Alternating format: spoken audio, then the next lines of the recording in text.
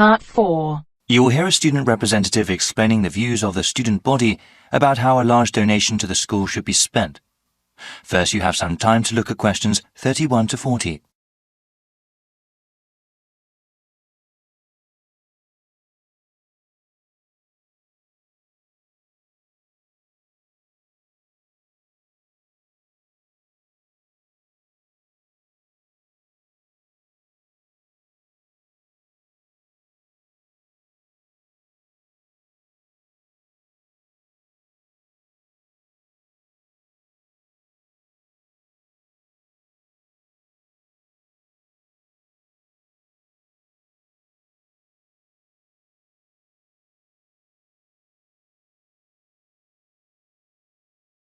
Now listen carefully and answer questions 31 to 40.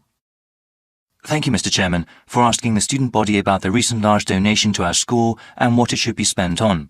Also, thank you to the rest of the Board of Trustees for letting us have some say over how to improve our university. We know that sometimes students and administration have different priorities regarding the development of the school, but we hope you sincerely consider some of the ideas that are proposed. When the estate of Paul A. Modrib announced that he had left over $50 million to the school, the whole community was quite ecstatic and very grateful for such a generous gift. Since the initial euphoria has passed, though, we have all realized that some tough decisions have to be made. The donation can help fund new projects for the school or improve existing facilities and programs. But there is not enough money to pay for every single idea. That is why the University Senate, through an online survey, asked the student body what ideas they thought were best. The first part of this survey consisted of an open question. Students could list any number of different ideas.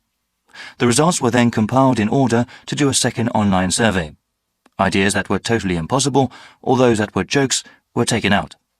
All the ideas that consistently came up again and again were put to a vote. We found that the 4 things that came up the most were all pretty different. I will mention them briefly before going over the pros and cons of each of them. In the first part of the survey, we saw over and over again that students wanted to improve the residential dormitories, completely redo the campus dining system, remodel the athletics building, and finally, increase funding for research projects and grants, especially for those in science. Obviously, there is not enough money from the donation to pay for all those ideas, so we have to prioritize.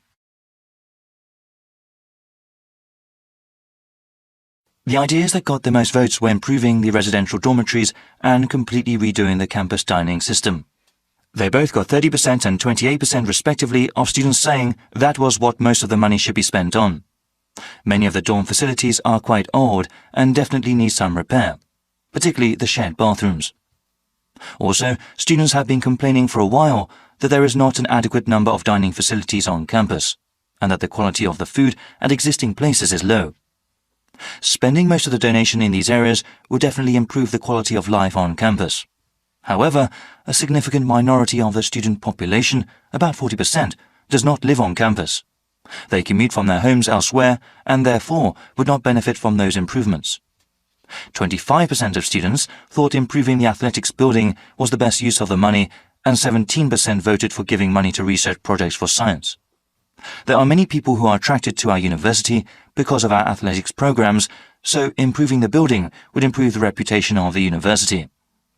Only a small percentage of students actually ever use the athletics building, however. Though it received the fewest votes, giving money to university research projects has great potential. Any new patents that come about because of that research can possibly earn the school lots of money. That is the end of Part 4.